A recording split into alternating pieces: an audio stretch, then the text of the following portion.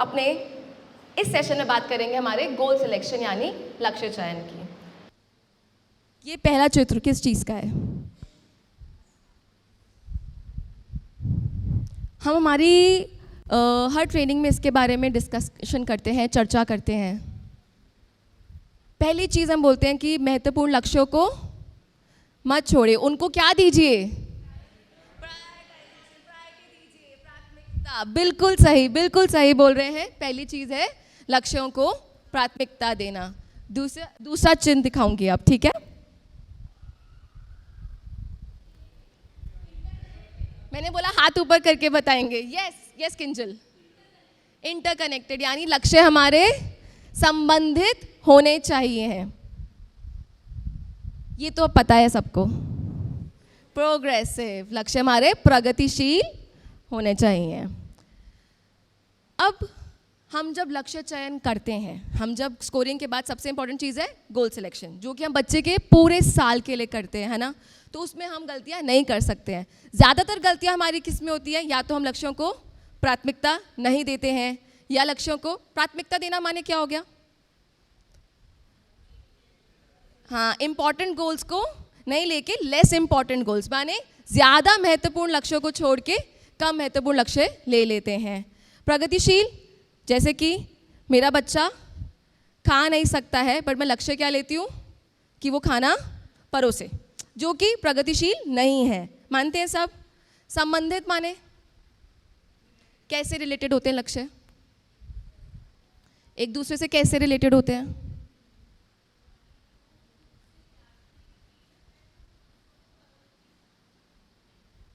संबंधित का मतलब होता है कि लक्ष्य हम, अगर मान लो मैं लक्ष्य ले रही हूँ मेरा बच्चा टॉयलेट जाए इंडिपेंडेंटली, तो मैं क्या वस्त्र प्रबंधन यानी क्लोथिंग मैनेजमेंट से ले सकती हूँ पैंट उतारने का लक्ष्य, और उसी टाइम मैं कम्युनिकेशन डोमेन से भी ले सकती हूँ कि बच्चा अपनी मूलभूत आवश्यकताएं बता सके, हाँ। और अगर मेरा बच्चा थोड़ा माइल्ड या मॉडरेट है तो मैं ईवीएस का भी ले सकती हूँ, कौन सा? टॉयलेट का चिन्ह पहचानना, है ना? तो मतलब लक्ष्य संबंधित होने चाहिए। हर डोमेन से हम सिमिलर गोल्स लक्ष्य ले सकते हैं, ठीक है? तो हम कितनी बार लक्ष्य जो लेते हैं वो संबंधित नहीं होते हैं।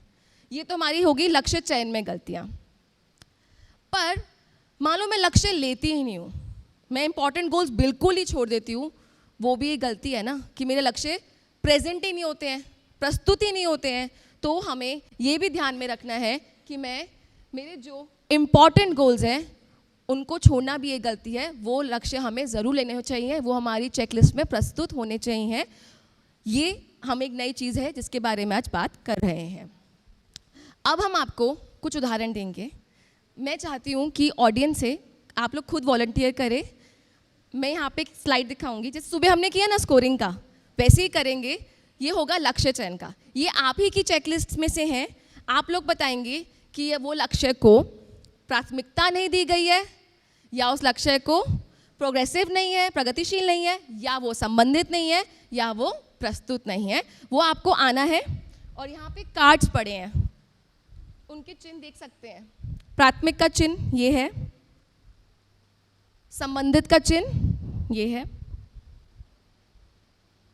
प्रस्तुत का और प्रगतिशील का, ठीक है? आप आएंगे, बाकी जब वो व्यक्ति यहाँ पे आके बता रहे हैं, बाकी लोग भी सोचिए कि सही जवाब क्या है, ठीक है? सबको समझ आया?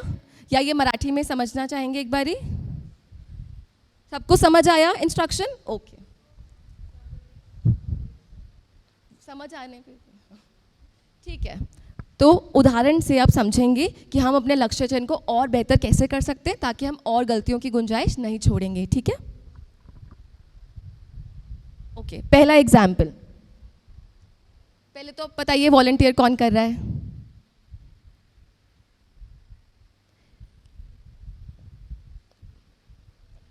हाँ, पहले आप पढ़िए, फिर एक व्यक्ति आके बताएंगे, ठीक है? आपके पास 10 सेकेंड्स का टाइम है, चलो 15 सेकेंड का। और देखिए कि इसमें लक्ष्य चयन में कौन सी चीज़ आपको लगता है कि ठीक नहीं है। आप रेडी हैं? तो आप यहाँ पर आएंगे और आप कार्ड लेके बता सकते हैं कि कौन सा इसमें नहीं है। कि लक्ष्य को प्राथमिकता नहीं दी है, कि लक्ष्य प्रगतिशील नहीं लिए हैं टीचर ने, या संबंधित नहीं है, या प्रस्तुत नहीं है। तो जो ये लक्ष्य है सबको दिख रहा है ना वैसे, ये देखिए वो भी है, और यहाँ पे भी आप देख सकते हैं अगर आपको इसमें कुछ लगता है कि कुछ लक्ष्य चयन में गलती है। सर आप मैम आप आगे आएंगे, आइए फिर सर नेक्स्ट आप।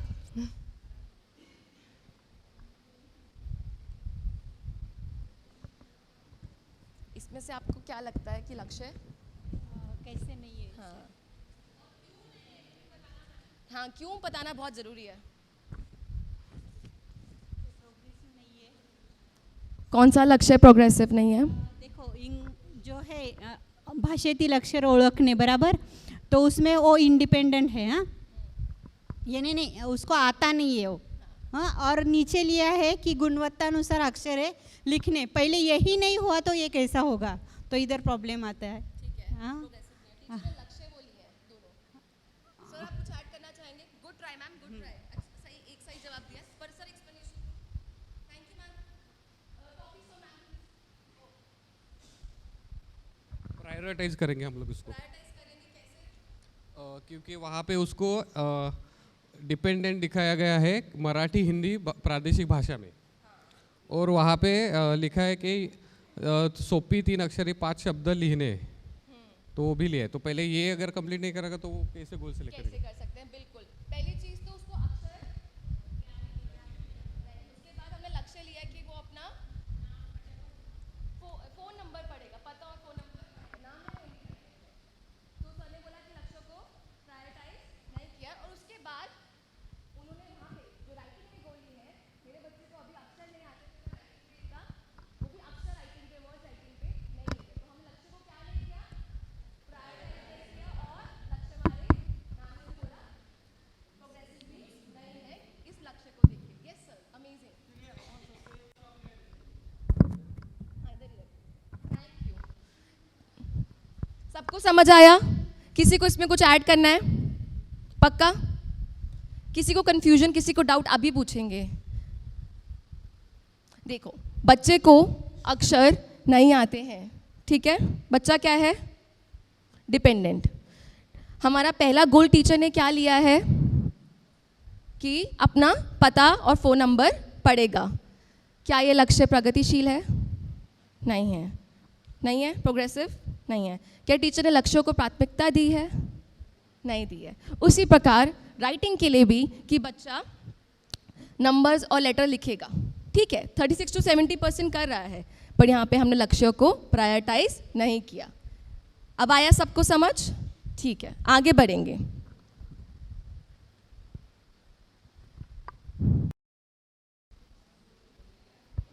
इसमें अगेन प्रायोरिटाइजेशन आएगा, क्योंकि पहले ऊपर के जो गोल लिए गए मार्क स्कोरिंग है वो इंडिपेंडेंट के नज़दीक नहीं है बिल्कुल भी। एक फिर भी है, लेकिन उसके पहले भी जो लिखा हुआ है वो नहीं है ठीक से तो मैं सोचती हूँ कि पहले वो गोल आने चाहिए, प्रायोरिटाइज होना चाहिए। लक्ष्यों को प्राथमिकता नहीं दी है। कैसे नहीं दी है?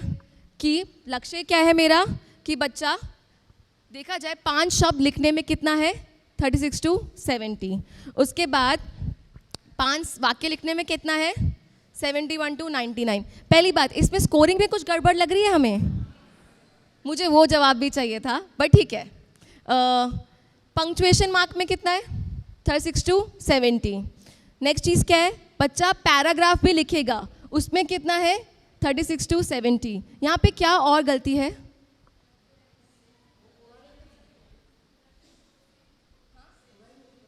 पूरा ही नहीं कर सकता। क्या यहाँ पे स्कोरिंग में गलती है? हाँ हाँ, 3 नंबर को इंडिपेंडेंट किया कि बिल्कुल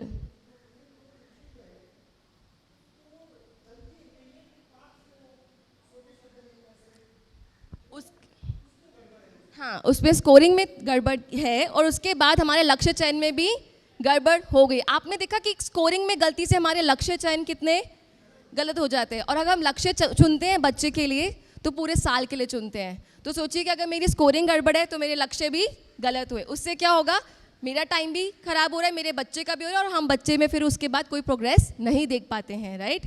तो इसमें गलती एक तो स्कोरिंग में है, दूसरी चीज़ लक्ष्यों को प्राथमिकता नहीं दी गई। सब सहमत है? ठीक है, अगली बार से हाथ ऊपर करके आगे आएंगे, ठीक है।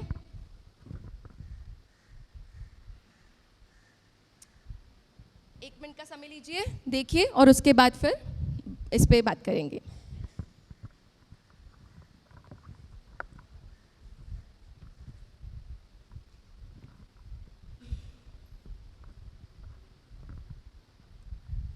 कोई बताना चाहेगा?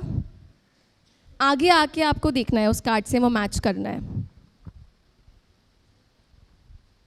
गृह कार्य, घर की गतिविधियां हैं, इसमें हमें देखना है कि जो लक्ष्य चुना हुआ है, जो हाईलाइट किया गया है, क्या वो उचित लक्ष्य लिया है बच्चे के लिए?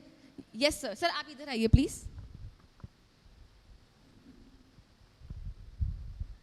इसमें से कौन सा चिन्ह, इसमें से कौन सा चिन्ह ये प्राथमिकता का है, संबंधित का है, प्रोग्रेसिव का है? सर बात कर। हां,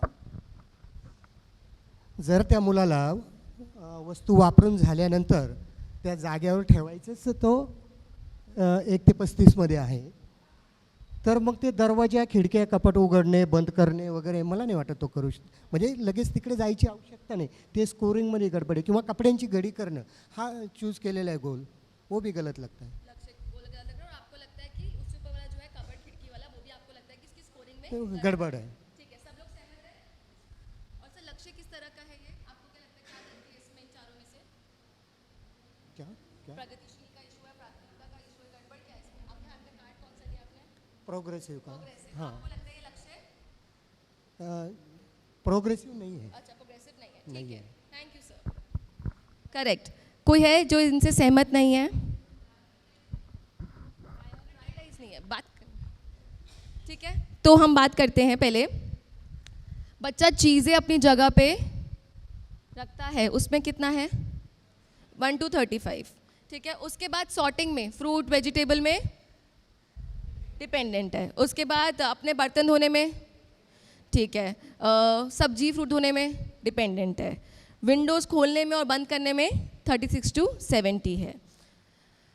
क्लोथ फोल्ड करने में कितना है? डिपेंडेंट है। अगर हम होते तो हम कौन सा लक्ष्य लेते बच्चे के लिए? 5 नंबर लेते। ओके, अगर मैं बोलूँ लक्ष्यों को प्राथमिकता देनी है, 1 to सॉर्टिंग, यस, तो मैं लक्ष्य पहला लेती और दूसरा, पर प्रायोरिटी कौन सी है मेरी? पहला, क्योंकि हम चीज़ें कितनी बार रखवा सकते हैं, कितनी गतिविधियों के माध्यम से। तो इसका करेक्ट आंसर क्या है? हमने लक्ष्यों को प्राथमिकता नहीं दी है, यानी प्रायोरिटाइज नहीं किया है, ठीक है। अगला देखते हैं।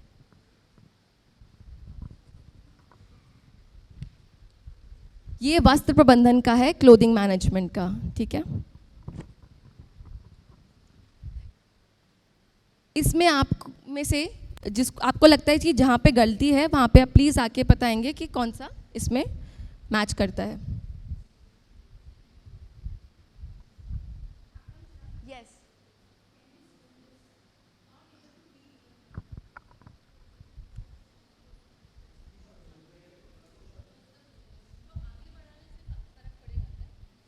नहीं होगा,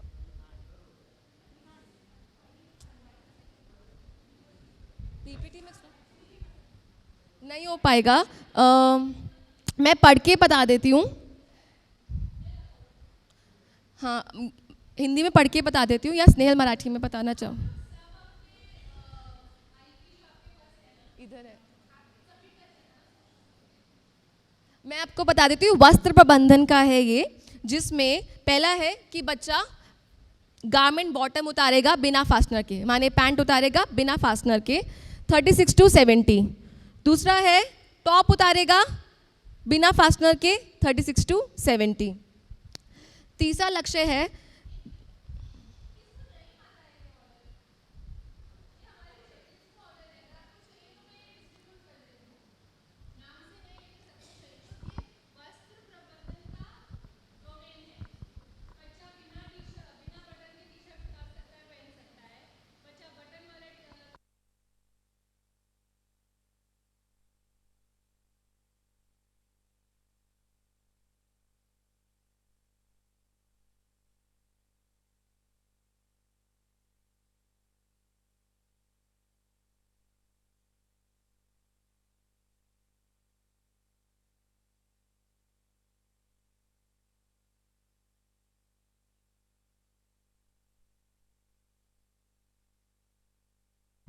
आप सबको दिख रहा है, परसेंटेज दिख रहा है ना? ठीक है, तो आपको क्या लगता है इसमें क्या गलती है? प्लीज़ हाथ ऊपर करिए और आगे आइए। मैं चाहूँगी कि कोई और आए। टीचर्स यहाँ से कोई आना चाहेगा?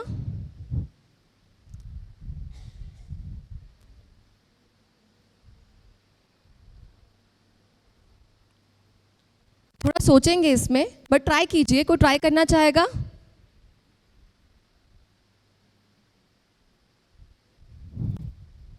हमारे 4 चीज़ें थी, सबको याद है? हमें 4 चीज़ों के बारे में बात किया। क्या थी वो 4 चीज़ें?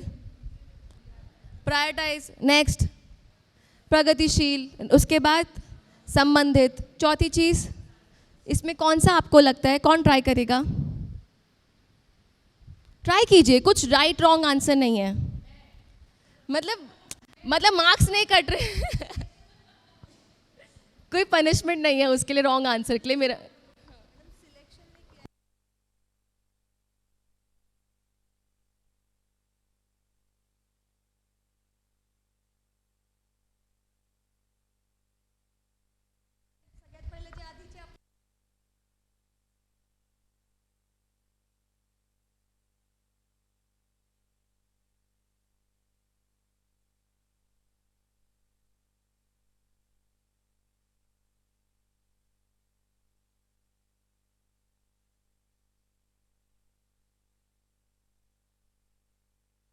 इसका मतलब क्या हुआ? लक्ष्य क्या नहीं है?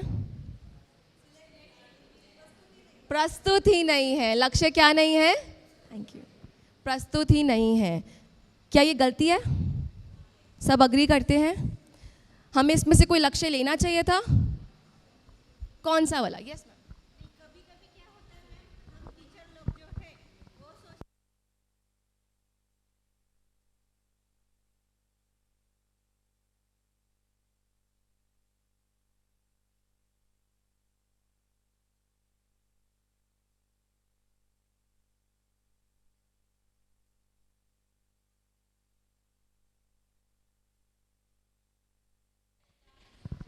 पर ये गृह लक्ष्य भी नहीं लिया इसको।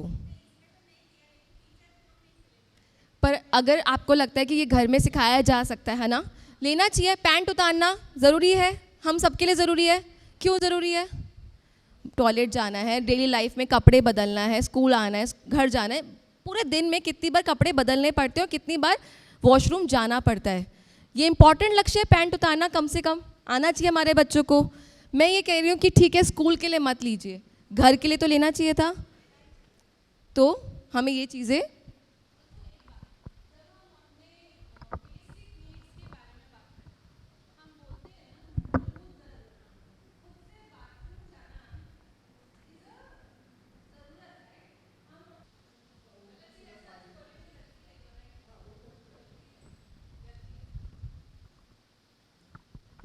आगे बढ़ते हैं। एक और आखिरी उदाहरण से समझेंगे, ठीक है? इस बार मैं चाहती हूँ कि आप सच्ची में आइए और बताइए, ठीक है? ध्यान से पढ़ेंगे।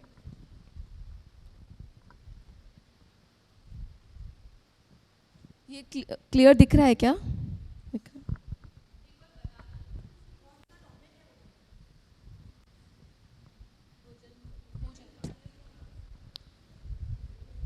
ये भोजन की समय की गतिविधि के बारे में है। पहला जो है कि बच्चा सहायता से पानी पीता है, उसमें 36 से 70% है। उसके बाद इंडिपेंडेंटली में 1 से 35% है। उसके बाद हम बात कर रहे हैं स्ट्रॉ में डिपेंडेंट है। और फिर खाने के उस पूरे लक्ष्य में बच्चे का स्कोरिंग देख सकते हैं। Yes sir. कैसे सर?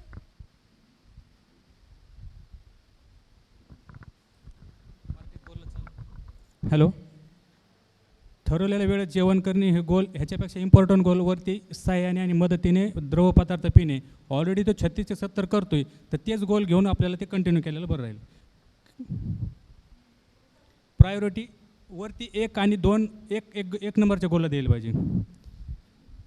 8 नंबरचा गोल हा त्याला इतका इम्पॉर्टंट नाही आहे. ये प्रायोरिटाइज नहीं किया है। 8 नंबर का गोल जो है वो हमारे लिए इम्पॉर्टेंट नहीं है। सर को प्लीज़ टॉफ़ी प्लीज़ आपको क्या लगता है कौन सा लक्ष्य इसमें इम्पॉर्टेंट है? कौन सा महत्वपूर्ण लक्ष्य है जो हमें लेना चाहिए था? खाने वाला और पानी पीने का। हमारी मूलभूत आवश्यकता जैसे अभी बताया क्या है? खाना और पीना। तो उन लक्ष्यों को प्राथमिकता देना काफ़ी ज़रूरी है। तो हमें लेने चाहिए थे लक्ष्य नंबर 1 या 2। 1 क्योंकि बच्चा भी सहायता से पानी नहीं पी पा रहा है, तो पानी पीना तो आना ही चाहिए। और उसके बाद कि बच्चा कुछ नहीं तो खाना चबा सके, निगल सके, है ना। ठीक है, आगे बढ़ते हैं और अब हम समझेंगे। हाँ प्लीज़।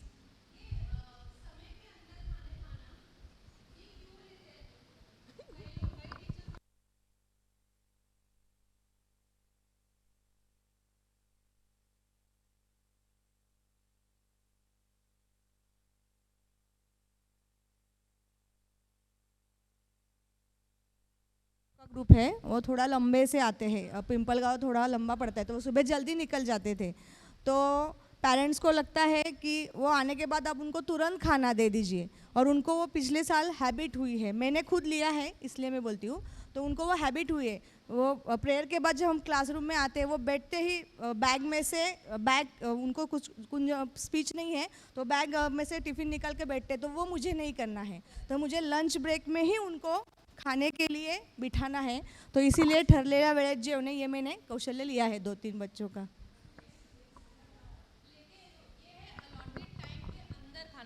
है ना, कि मतलब अगर आपको टाइम का समय है तब खाना खाना है, राइट। कूल, नहीं खाना, मैं खाना खाना है। ओके। कई टीचर्स ने ये भी बोला कि जब लंच ब्रेक होता है, 20 या 25 मिनट का लंच ब्रेक होता है, कई बच्चे बहुत टाइम लगाते हैं, तो हमको उनको उसके टाइम के अंदर खाना खिलाने का प्रैक्टिस देना है। अगर वो गोल है और वो आप करना चाहते हैं, तो उसके साथ आप दूसरा भी कोई गोल ले सकते हैं, राइट। सिर्फ वो गोल लेना तो सही नहीं है, राइट, क्योंकि बच्चा ऊपर के गतिविधियों में डिपेंडेंट है या कम है उनका। तो अगर ये आपके स्कूल की दिक्कतें हैं, या हर स्कूल की होती हैं, राइट, कि कोई भी बच्चे को हम 1 घंटे का टाइम तो नहीं दे सकते खाने के लिए, और अगर उसको उस समय के अंदर खाना खाना सिखाना है, तो वो उस गोल के साथ आप दूसरा गोल भी कोई सिलेक्ट कर सकते हैं।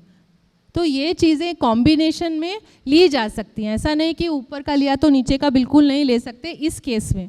लेकिन अगर ये आपके स्कूल की गरज है, ये रिक्वायरमेंट है, तो उसको आप दूसरे गोल के साथ जोड़ के ले सकते हैं। आशा करते हैं कि ये ट्रेनिंग आपको फ़ायदेमंद लगी होगी। अगर इस ट्रेनिंग के बारे में आपको कोई भी शंका या सवाल है, तो कृपया अपने ज़ोन कोऑर्डिनेटर से संपर्क करिए। धन्यवाद।